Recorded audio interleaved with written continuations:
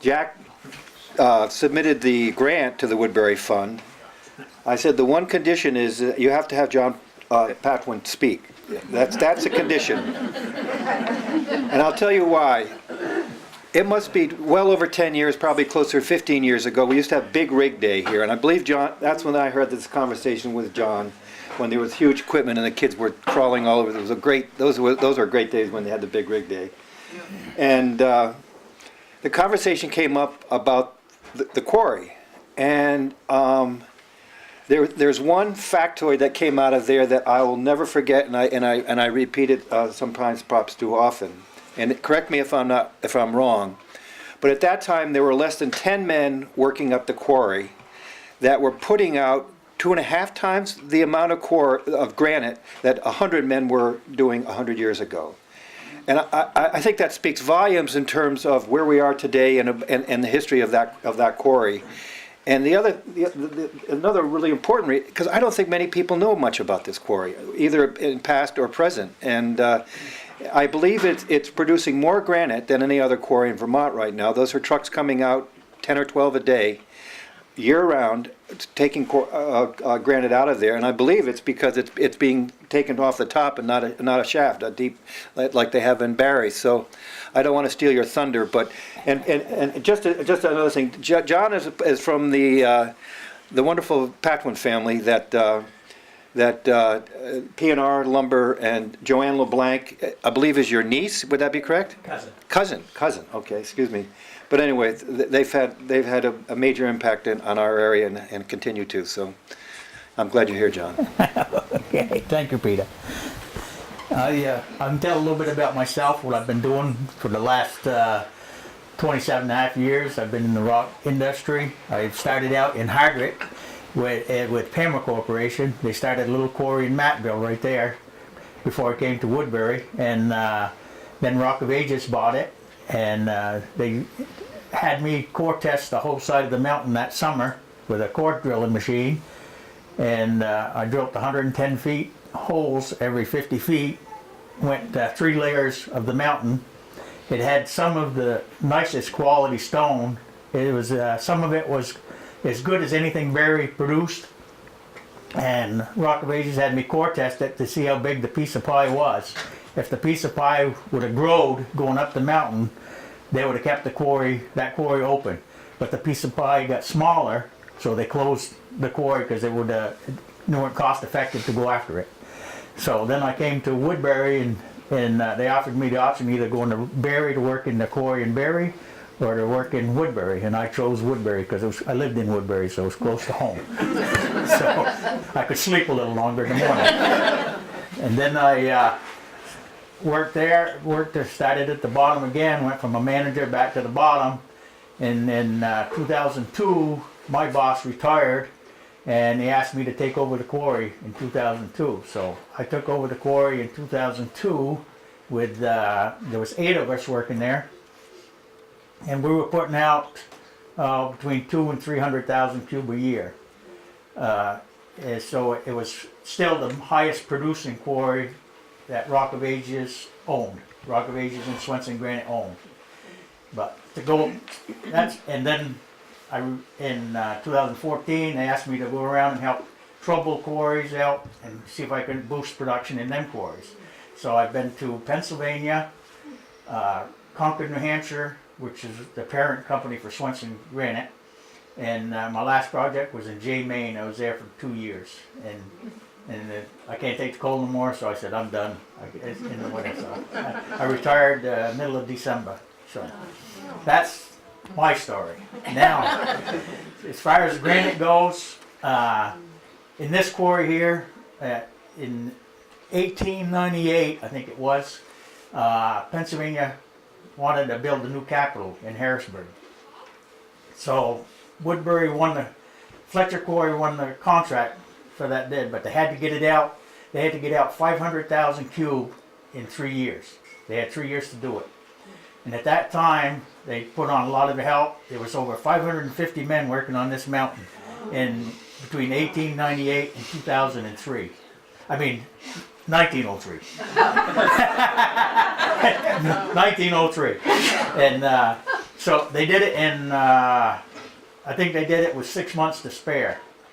So, and the quarry kept going, and most of the employees, there was houses, and back then they were drilling with steam, so they were, because even when I was working up here and I'd go around, I could find steam pipes going from the, up on the sides of the mountain. You'd find them where they would use steam to drill, and for the boomsticks, the booms that were, there was probably a dozen booms, wooden booms, derricks there, where they could pull the rock.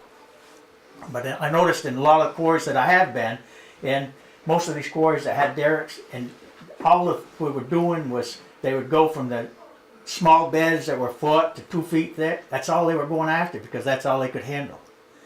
It was very rare that they took out a big block because they couldn't handle it. So they would take out these small ones, and that's what they went, because a lot of quarries that I've been in, where they've got to where the stone was thicker, they quit quarrying there. I've been into a lot of the quarries that I go in, I noticed that in all the old spots I go. They quit when they got too thick, because they couldn't handle it. But today, thickness doesn't matter. We go for the thicker blocks. So then it shut down in the 30s. Of course, the Depression hit, and then the quarry shut down right up here. And then Mr. Swenson bought this land up here where the quarry is in 1953 or 54 for back taxes. He had a vision that Pennsylvania was going to need an annex on that capital. And his boys ended up taking the quarry over. I don't know exact date he retired, but his 2 boys, Kurt and Kevin Swenson, took over Swenson Granite. And in 1967, guess what? Pennsylvania needed an annex. And it had to be the same stone that the original building is made of. And if anybody's ever been to Harrisburg, I recommend going to that Capitol building. It's one of the most beautiful Capitol buildings we've ever been in. And the stonework is amazing too around there. So, so then, well, it's 1967. This quarry's been operating ever since. And they put out about, there was 5 guys there. They put out about between 30 and 50,000 cube a year. Of course, that's all they needed to put out, because of their orders and whatnot and the demand. That's all they needed. So I came in 1996 in Woodbury, and guess what? Granite started taking off again. So then we started putting out 100,000 cube. Well, that wasn't enough. Had to go back to Act 250 to bump up the permit to 250,000. Well, that turned out not enough. So they went to Act 250 again, bumped it up to 400,000. And I think 4 years ago, they went back to Act 250. Now they've got it up to 750,000 cube a year that they can put out. But they don't, I mean, they just put it up to an unrealistic number. But the last 4 years, this quarry is the highest producing quarry of I would almost say, all of the United States. Because they put out over 500,000 cube a year for the last 4 years. Now there's 12 guys working there now. So there's 12 guys doing in 1 year what it took 2.5 years to do in 1899 and 1900. So I just want to, did you say that the Woodbury Quarry is the busiest or the largest? Or it's not the largest or the biggest, but it's the most productive. Okay. Yeah, yeah, yes. Is like with the quarry in Barry for Rock of Ages, they had an estimate that it could produce so many cubic feet for so many thousand years or whatever. Is there any kind of an estimate as to how much Woodbury Quarry could produce in a certain amount of time? I would say it was unlimited. I mean, you're going down. It's a drive-in quarry. That's why it can produce up so much stone. It's called a drive-in quarry because you take it out with the loaders. You do not have derricks where you have to. With a derrick quarry like Concord, when they go to pull a block out of the hole, everybody has to get out of the way. It takes 7.5 minutes for one block to go up out. So there's 7.5 minutes. The guy's not doing nothing down there, and it takes and if he's bringing something back down over, it's another 7 minutes waiting. So you got 15 minutes for every block that goes out. The people aren't doing anything. So it's really derrick quarry it's not cost effective. They still do it in Concord, but they're trying to make it they're developing around it to make it a drive-in quarry, so it will be cost effective. What is this granite used for?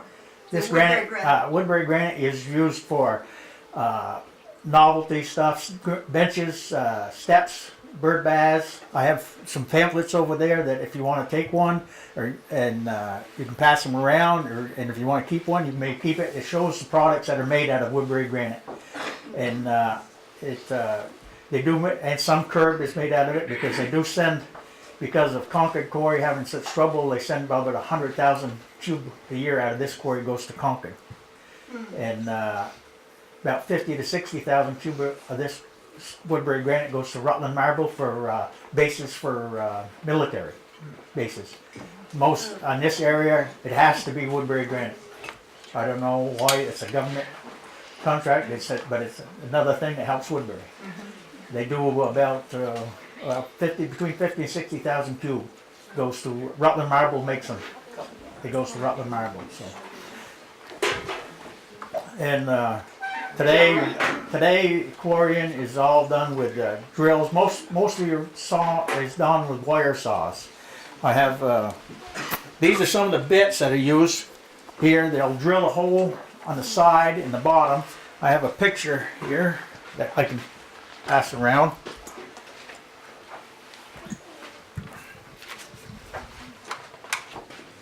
This one here shows them drilling a hole in the bottom, and you see the saw cut on the bottom and the saw cut on the side. Just to show you. And this bit here is what's used to drill them bottom holes. We can pass this around if you'd like. Oh, this bit's too heavy to pass around, but this is carbide tipped. What's the bit made out of? It's made out of steel. Yes. I'd just like the people to know that the steps at the town hall are made from the Woodbury granite. Yes. Yeah. How many Woodbury people work in the, Right now, Woodbury people, I think there's just 2, but they're looking to expand the quarry. They're looking to get, I think, 2 or 3 more people this spring to develop. But all the people that work there are local. Hardwick has most of them. But Will yes, that quarry ever become whole, or is that always going to be a drive-in? it's always going to be a drive-in, even if it goes down. Yeah, yeah. Oh yeah, there's never be a derrick up there. Never. You can drive in right off Route 14.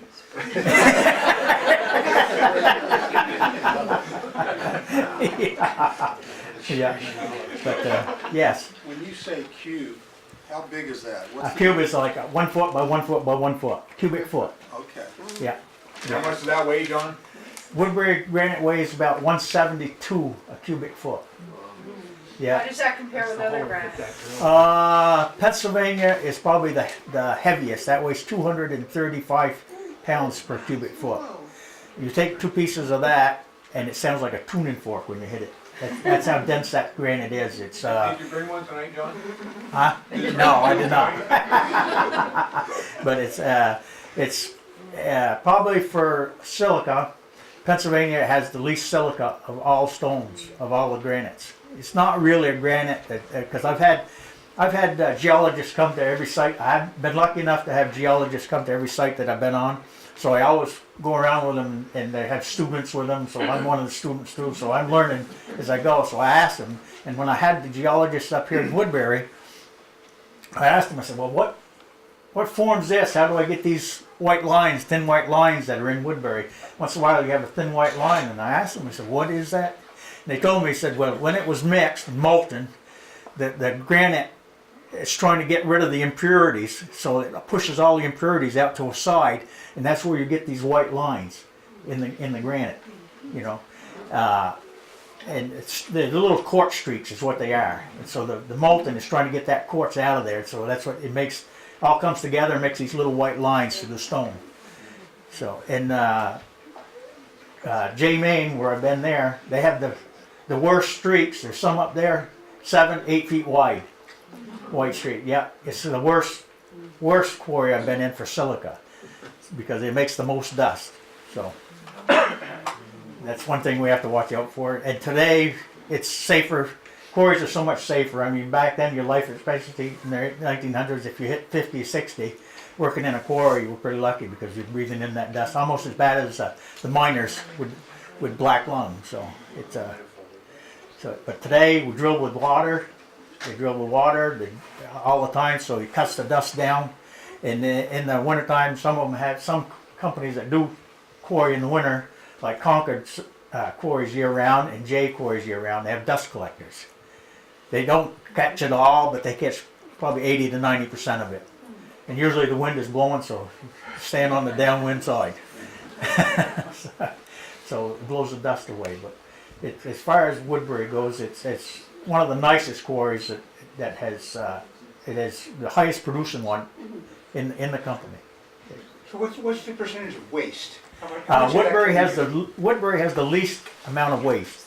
They probably recover close to between 50 and 60%. The one with J Main, the recovery rate was 24% last year. They went from a 30,000 cube quarry when I got there, and the first year I produced 125,000 cube out of that quarry, and last year we produced 200,000 cube out of that quarry. So it's and that is all 100% carbon.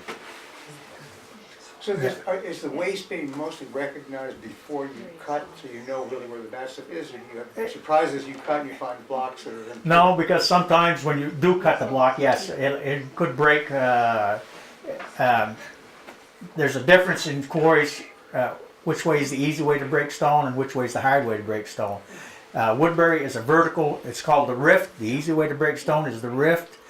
And that is, Woodbury is a vertical rift. Concord, New Hampshire and J Main are horizontal rifts. The easy way to break stone is on the lift. So and Rock of Ages is vertical, Bethel is vertical. And so there's Concord and J Main in North Carolina, those are all vertical rifts too. Do you know what causes that? The geologist can't tell me. They can't tell me. It's just yeah. So I ain't gonna guess. So Can you explain the steps, step by step, where the cuts were made and how that's popped out? well, when they tip over. I have some pictures here of the progression of tipping over a wall. We've tipped over walls. We try to make our chunks. We call them chunks. They're 33 feet wide by 45 feet long. We try to make them that, and then they're cut. Woodbury, the lines are 5'6" wide, so every 5'6" there's a saw cut. And then you tip that wall over with a water bag. Put a water bag in. They'll tip it over. This is a water bag right here. This is a small one. This is only a ½ meter. These are for when you can't get a big one in.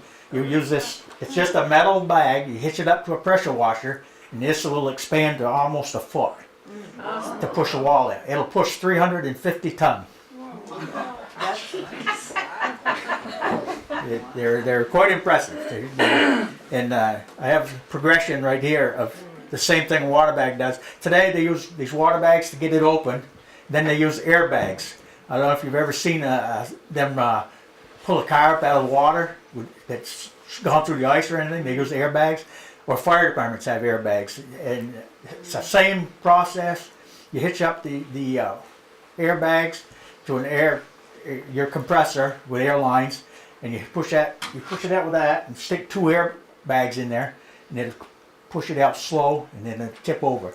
But before they tip it over, they we call it a bed. You put down like crushed rock or rubble down for it to land on, so it doesn't smash all up.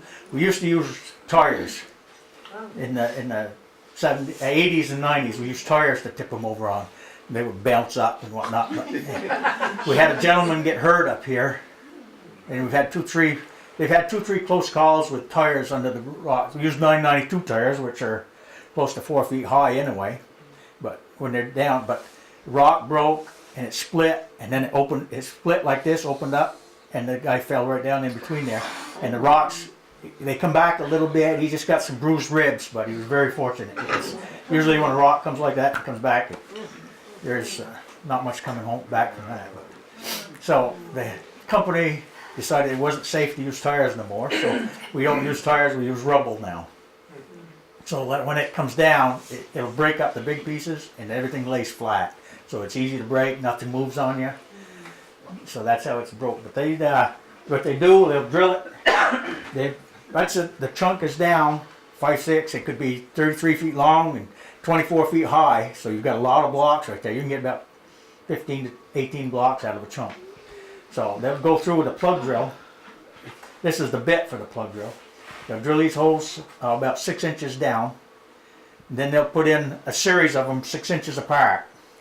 Summertime, you can probably put them 8 inches apart if you're right on the rift where it'll break easy. And then they'll take a bunch of these wedges and shims. These are called shims. Take one of these, a wedge, and then they'll put it in the one in each hole. They'll put a little grease on this so that when you hit it, it goes down in real easy. And that, as that goes down, that's spreading that rock. And that's how they break the rock. They do have a thing that'll fit on the plug drill that they can hammer these down with now because quarrymen are getting lazier. They don't want to use sledgehammer no more.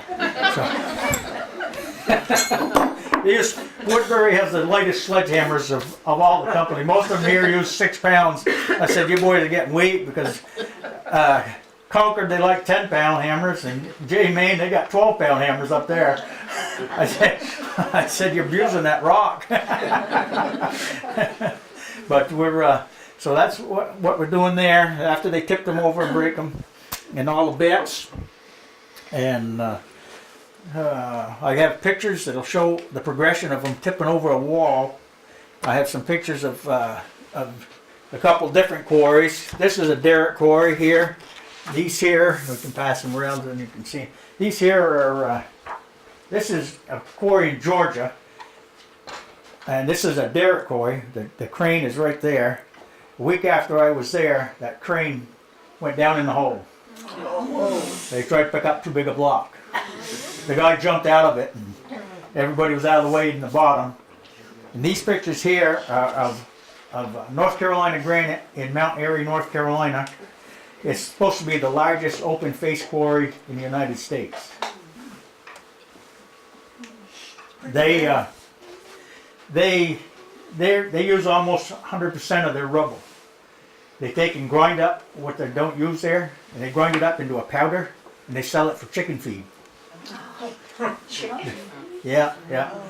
I thought that was something, man. So. That's what these big towels right here in this picture. That's what they do. They put the dust up in there. And they have a lot of chicken farmers down that way. They come in to get that dust for their chickens. Occasionally we'll hear the dynamite go off. What's going on? That's not dynamite. They when they make a lift, it's primer cord. It's called a det cord, and it's they use 200 grain det cord, and to make when they're doing a keyway, they have to blast it up. They'll drill. That is all drilled with they'll be using a bit like this, drilling holes 6 inches apart, a series of them. Horizontally. They'll drill hard. First, they'll drill the lines on top, 5-6 feet apart, 6 inches apart. Deep hole it down. If they're going 20 feet, they'll drill it 20 feet for like 5 or 6 lines, and then they'll do the same on the bottom. Lift them, drill them 8 inches apart. And what they'll do, they'll load that bottom, and they'll load the top.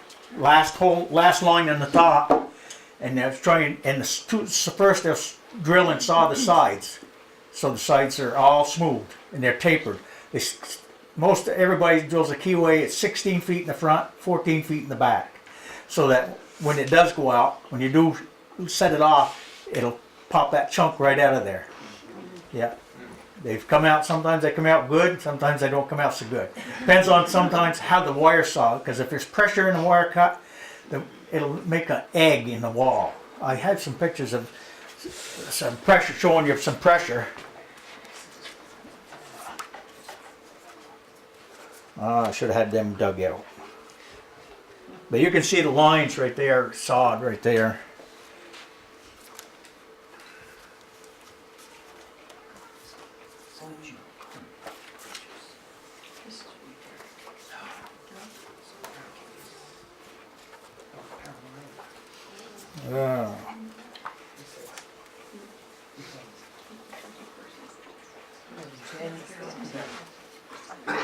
this is a picture of saw going. You see, he's sawing the stone. There's a piece of the wire right there going there. You can pass some of these around. Actually, you could probably pass. I'll give you a few to pass around. That way you can look at a few of them in case anybody has any questions about a picture or anything. But, yes. Martin Luther King Day was yesterday, Yes. so that's why the question's coming up. I understand that they use Chinese granite for that memorial in Washington, and I was wondering, I know. Oh yeah. But I was wondering what kind of cost benefit or margins you guys have to operate on Well, to I make don't it- know if they're government subsidized or not, but I know some of the granite we send over there comes back cheaper than they're buying it for. So they're buying granite from us? Yeah. And then selling it back? Yes. Brilliant. How much is going up to Montreal on these ships?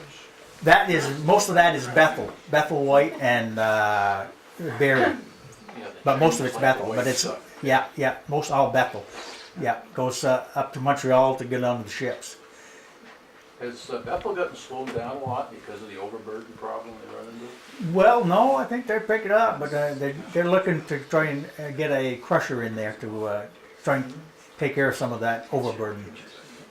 Yes. So of course we know that Woodbury is best, but how does it rank? Like the quality of Oh, stone? for quality of stone, it's not one of your monumental grades stone. It's more of a novelty grade, benches, bird baths, buildings, some countertops maybe, but it's for fine grade stone. It's not a fine grained stone.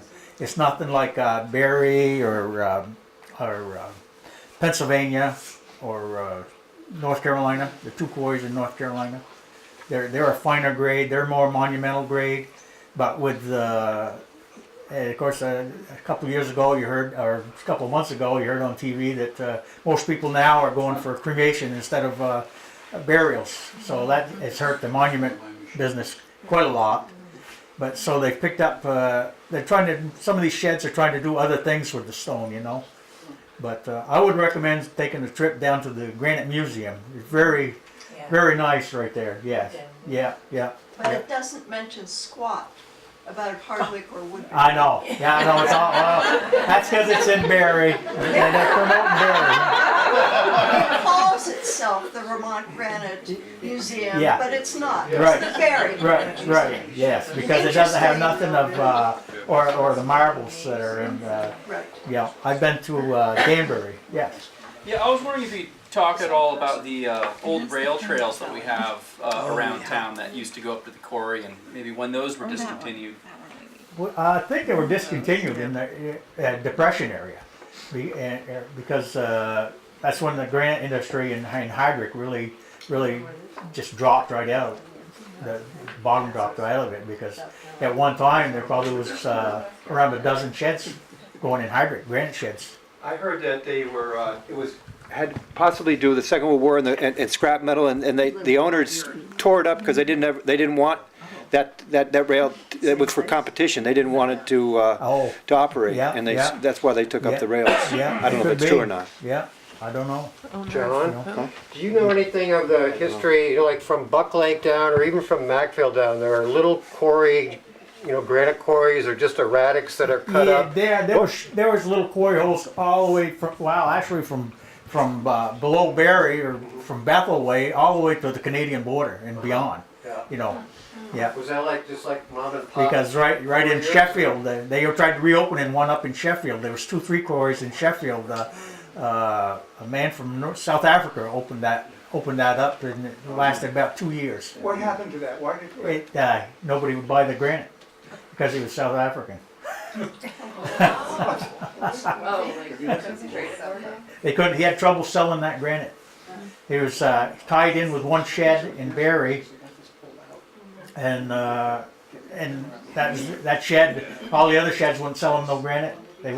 We wouldn't sell him no Woodbury. So he was buying foreign granite, and it was foreigner, so they decided no.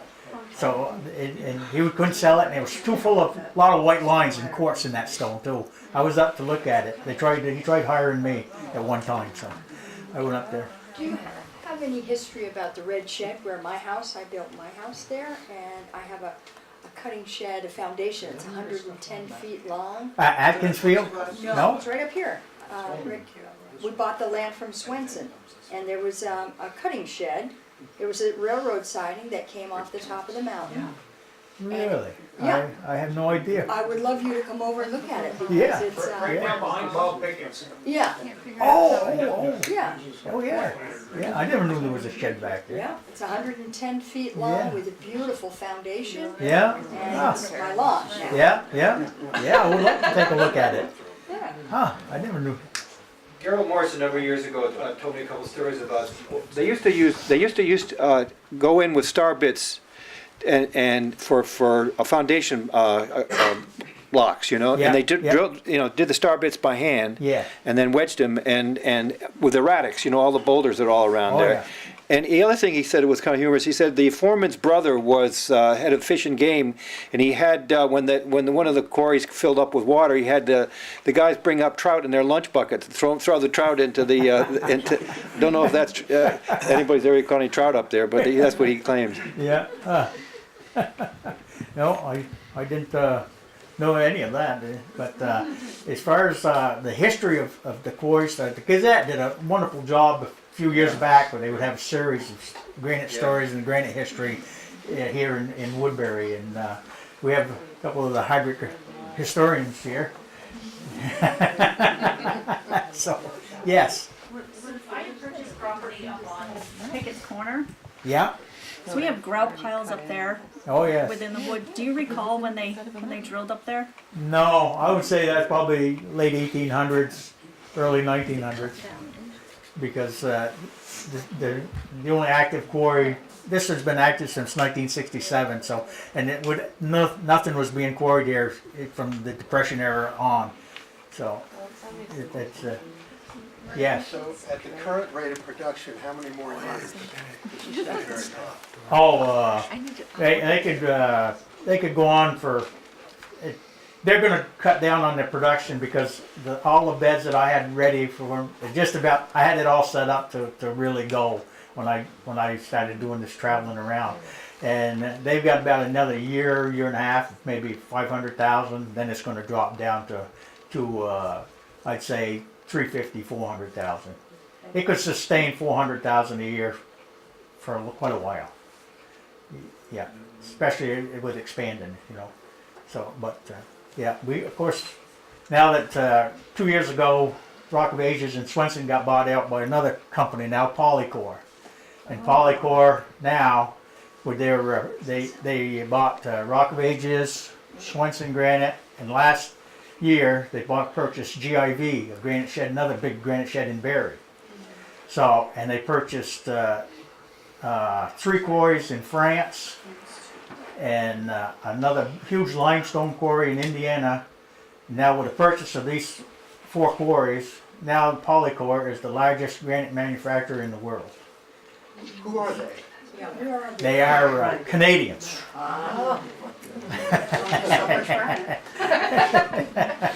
Yes. Yeah, all those trucks that come out of the quarry every day, where's their next stop? Where do they go? Barry. Straight to Barry? Yeah. Barry, and once in a while, now I'd say 80% of the stone that comes out of 75% of the stone goes to Barry. It's manufactured at Swenson's plant, AFCO, which is right in Barry. If you come from the Barry Montpelier Road, the first granite shed you see across that river, after you go by the Granite Museum, that's AFCO right there. And the old Anderson Freiberg plant, they kept it, they call it AFCO now.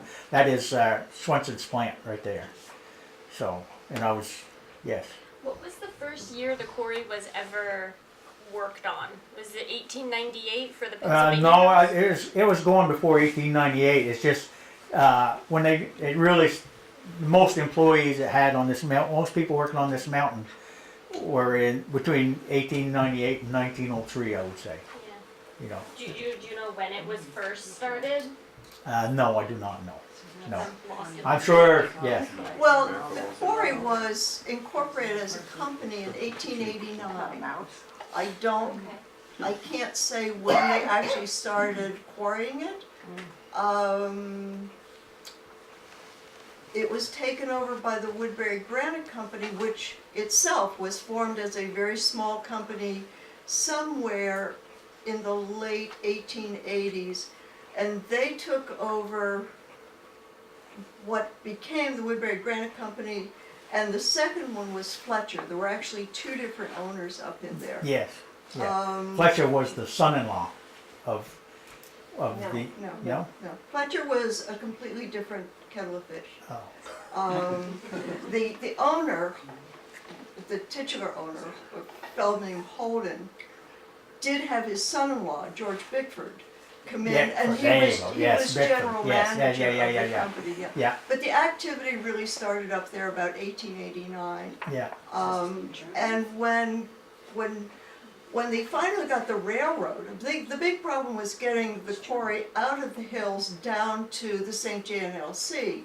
And that railroad was finished in 1898, I think.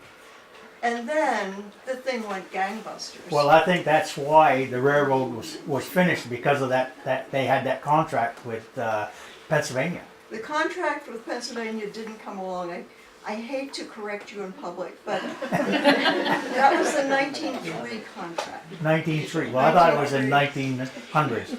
No, it was 1903 that contract was let. Yeah. And it was generally regarded as an impossible contract to fill, because they did want so much in such a short period of time. And it really was what made the Woodbury Granite Company. But the dam at Holyoke, Massachusetts, which is these enormous stones, came out of Woodbury Granite Company. It was one of the first big jobs that Woodbury Granite Company did. And where they got the chutzpah to bid on that contract, I have no idea, but things worked out okay. Yeah. So I didn't know about the Holyoke Dam. Yeah. I just knew about Pennsylvania State Capitol, as being Right. one of the biggest Right. project that the Quarry took on. So What other state capitals are Woodbury Granite? Wisconsin? none that I know of. I don't know. There's quite a bit of Woodbury Granite down in Washington D.C. Yeah, Wisconsin State Capitol has a substantial amount, and I blush to admit that I don't remember, but there were like 4 or 5 state capitals. Woodbury Granite Company's real basic product was banks.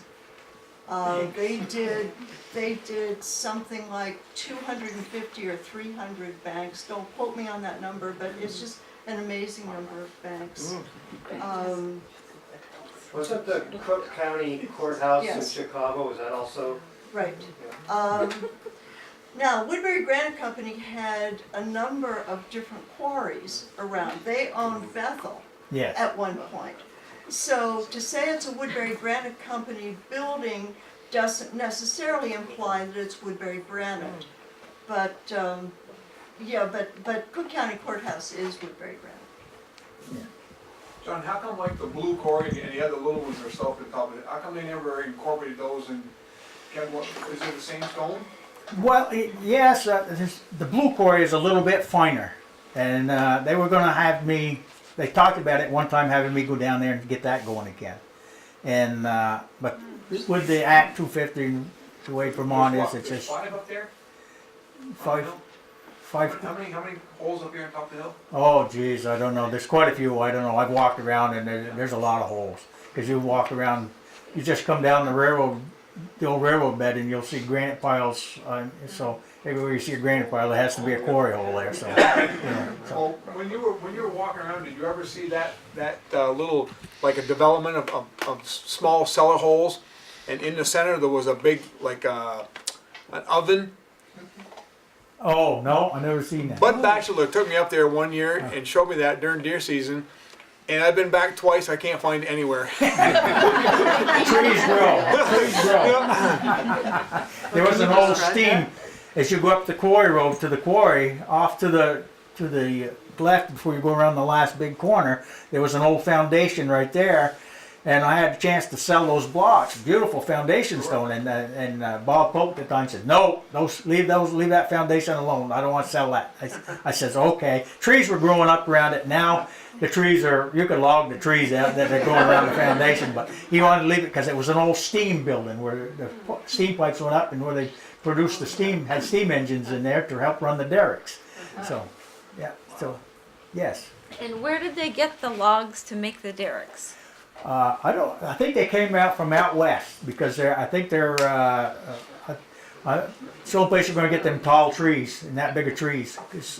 There's a derrick laying on the ground up there. I don't know what you call the quarry, but it would be the one that's sort of towards Nichols Ledge from the Swenson Quarry. It's abandoned.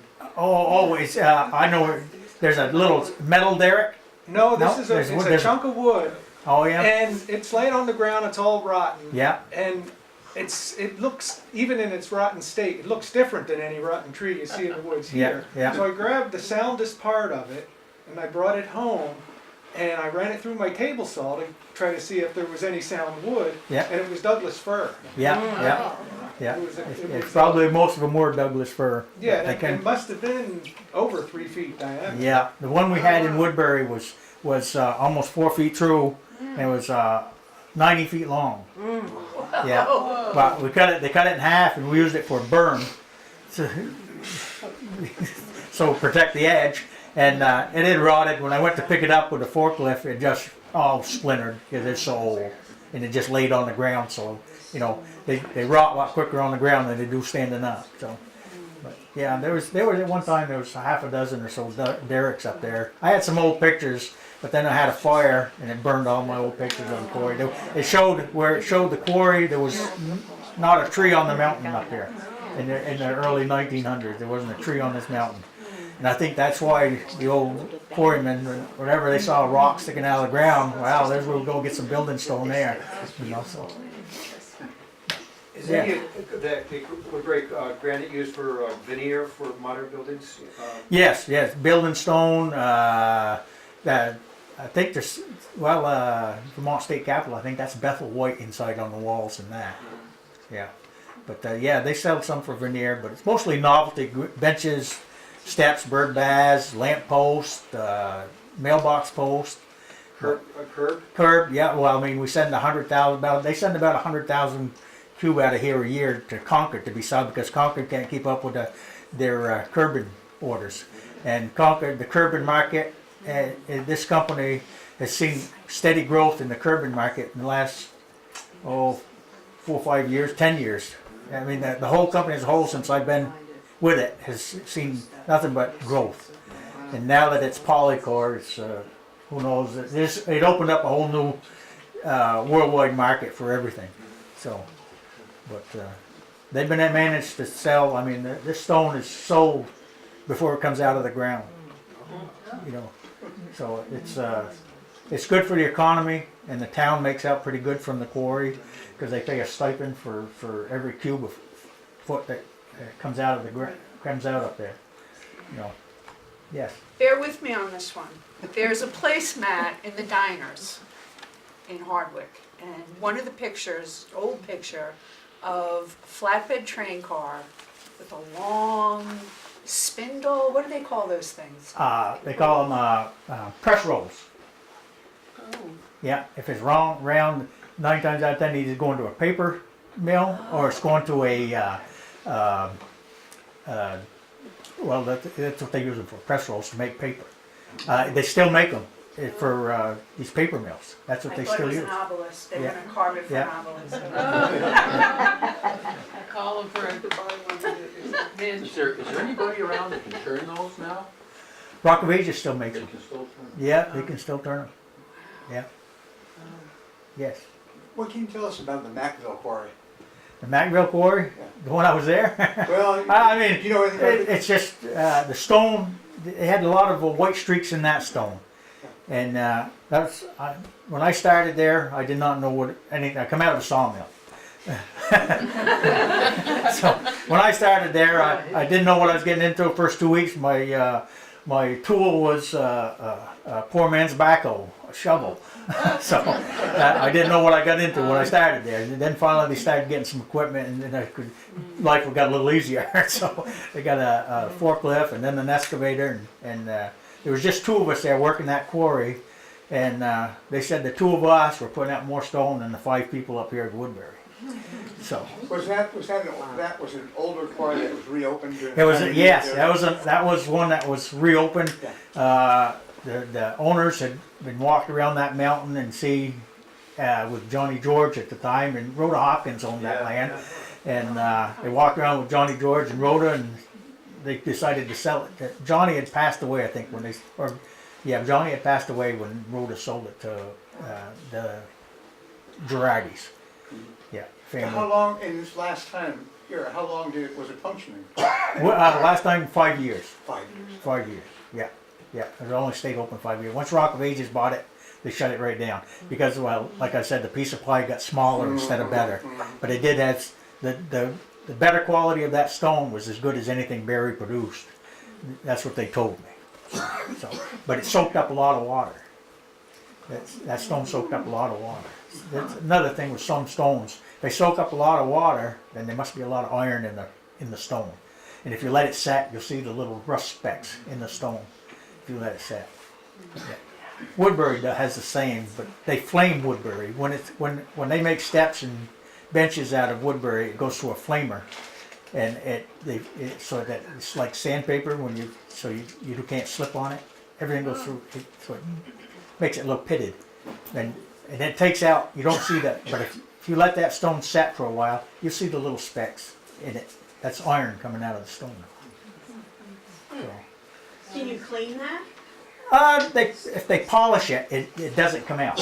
So if when you polish stone, the impurities will stay in it and won't leach out. But if it's not polished, most times if you've got a step or a bench or a bird bath or something like that, you ain't really going to notice it. It's going to be covered with bird crap anyway. So.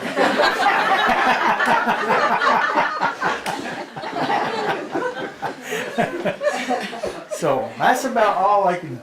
If anybody has any questions, or you can take a look at some of the pictures, and yeah. You said that granite up here was 170 something a cube, and down there was what's the lightest it goes? I'd say probably J Main is probably one of the lighter stone. That's 160. That 162. So that's also a lesser quality stone. Actually they have some really nice grade. They grade that stone. So you have a grade 1, grade 2, and a grade 3. That's 3 different grades. The grade 1, they can save it for monuments.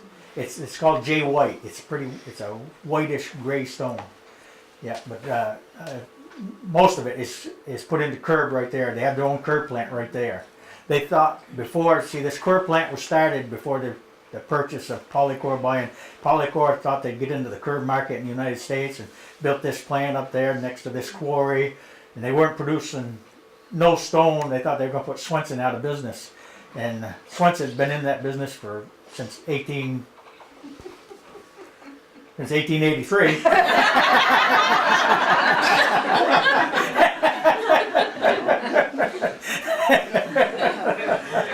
So there was no way they had already had established customers and whatnot, so Polycor didn't have a chance of competing with Swenson, so can't compete, buy them out. So that's but they had this curb plant there and they had the quarry there. It's an old quarry too. That was back going in the 1800s, and but they stopped when they got to the thicker stuff because they just couldn't lift it.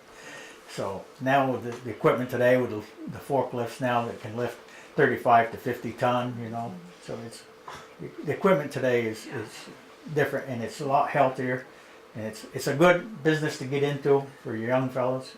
It's the opportunities in the quarries are just, if you like being outdoors and can take the rain and the cold and the heat in the summertime. So, yeah. Yes. Rob was in charge of the rentals for the town hall over here. And when they first put those new steps in, Larry Rossi said, do not use rock salt on the steps. Yeah. They tend to get a little slippery. So we sprinkle a light sand on them, but now the sand all gets tracked into town hall. If you put rock salt on them, it'll stain it, and then you'll see the iron come right up out of that stone. Yeah. So what can you put on them? I'm a quarryman. I get the stone out of the ground.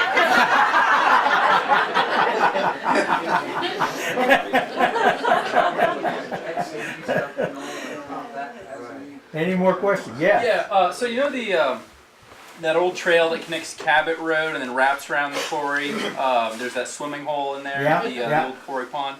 I noticed this fall that the trail basically from that quarry pond up to the quarry itself, is some work's been done on it. Looks like an excavator came through there. I was wondering if you knew what's going on in there. Yes, because when I was supervisor up here, we've had a couple of dry years. I had to buy water to drill with because we ran out of water. And what we in there is, we drilled the well up there in 2004. 650 feet, I think we drilled it. It's bone dry. Because we thought we drill a well and we'll have some water so we can drill, we'd be able to fill our tanks up. Well, I had 5 tanks there that held, tanks held 20,000 gallons apiece, and one held 40,000 gallons. So I had 100,000 gallons of water available to drill with up there. So in the spring, I'd fill all these tanks up. Because at that time, we was drilling before we got the saws. We were drilling using 14,000 gallons of water a day to drill with up there. And then, and now they're having trouble with water too, keeping water up there. So they excavated the road, widened the road out, and they bought a water truck. So they go down to which everybody knows it's called the skinny dipping hole, and they get water from the skinny dipping hole so that they can fill their tanks up when it's dry. But because there's no water, we had no water, so we made a little dam in the quarry to try and preserve what Mother Nature gave us in the spring and make it last as long as it could. But then when it gets dry, like last year, they had to get the water truck and fix that road and haul water out of that hole. So. You ever swam in that hole? No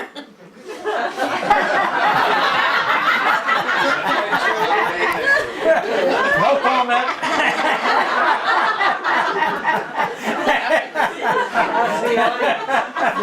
John, I used to go every day after work.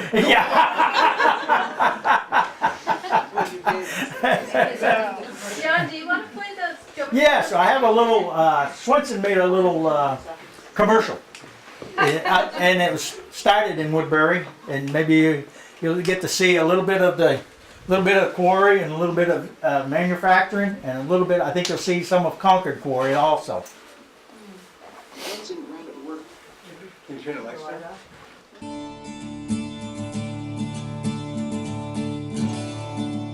Welcome to Swenson Granite Works, quarrying and manufacturing quality cut granite since 1883. Swenson Granite Works has always relied on teamwork, dedication, and a desire to produce the finest quality granite products. In the early days, hundreds of workers were required to extract the granite from the top of Rattlesnake Hill in Concord, New Hampshire. In fact, a large percentage of Concord's population was employed in some form or other by the Swenson Company. From humble beginnings and a mountain of work, Swenson Granite Works has evolved to satisfy an ever-changing marketplace. During World War II, Swenson Granite retooled their sizable production plant to produce strong steel mesh used in the production of submarine netting in support of the war effort. The face of the quarry has evolved as well, and today managers and engineers take great pains in planning and establishing the direction that granite extraction will take, all in an environmentally responsible fashion.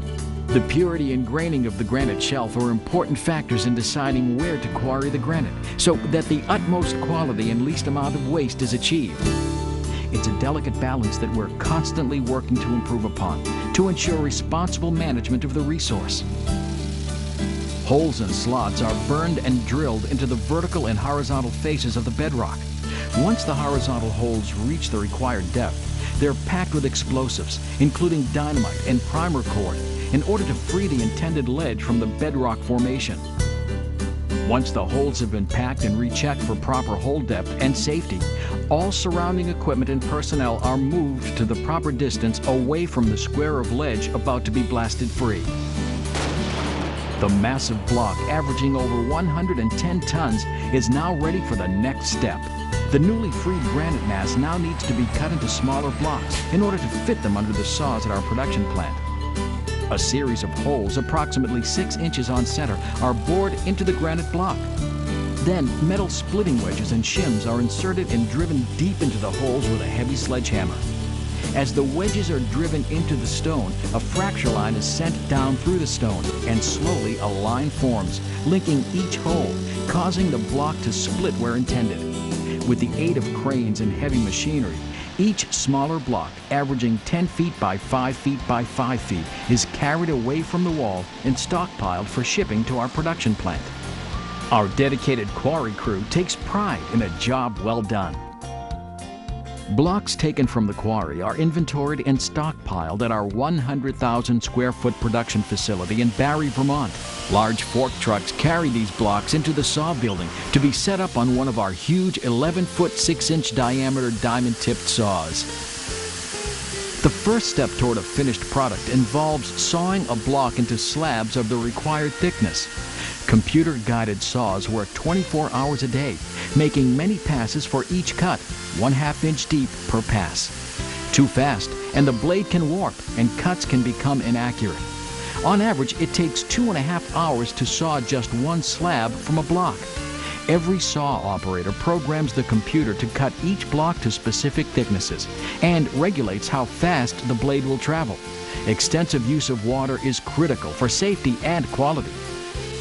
Each slab now has a smooth top and bottom surface, and depending upon its usage, will be further finished to meet specifications. Slabs destined for use as steps are thermaled with a high-temperature flame, creating a non-skid surface.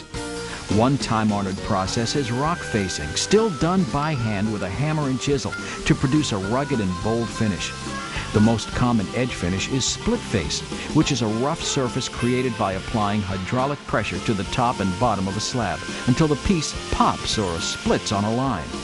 Individual workstations are created for each finishing type. Specialized machinery aids the production crew in grinding and polishing surfaces, and even sawing angles. All of the work requires a steady hand and knowledge of the characteristics of the granite being worked on. Overhead cranes are a must in the production plant to keep the flow of material moving in the right direction and making sure that product reaches all of the areas it needs to go to, quickly and safely. Inside, the dedicated staff serves as the central nervous system for the production plant, assuring that proper communication reaches the right people on the plant floor. At our many Swenson Granite Works retail locations, photographs and thoughtful displays give you a hands-on education into the various uses for granite and stone. From long-lasting steps and edging products on the outside to warm additions to any interior decor, we can make all your projects come to life, and we can deliver it right to your door. Walk into Swenson Granite Works and let us help you. Strengthen your entrance and spruce up your landscaping with our beautiful granite and stone products. From our quarry to your home or business, we have what you need to complete all your projects and the experience and know-how to help you get it done right. The uses of granite and stone are almost as endless as our supply. So go ahead and tell us your dreams. We'll help to make them a reality. Using modern crane trucks, our experienced drivers install thousands of steps per year, and every set starts with proper pad preparation. We build our sets from the ground up, taking care to be sure each layer is level and allows for proper water runoff. Finishing touches are applied to be sure all pieces fit as precisely as possible. Your granite steps from Swenson Granite Works will last forever and afford you a lifetime of maintenance-free enjoyment. Thank you for visiting Swenson Granite Works. Do it once. Do it with stone. Very good.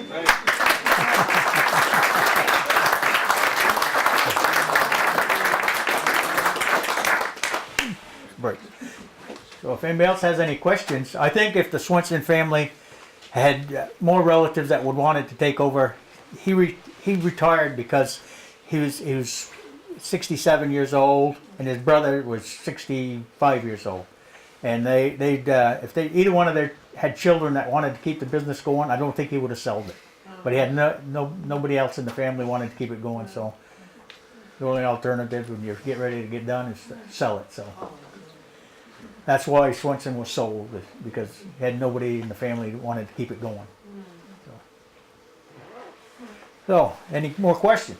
Oh, yeah. Where can we get a vest that says Woodbury Quarry? Let's see, I think there's a few outfits that do make them and you can put your own logos on them. Oh, to work for Woodbury Quarry.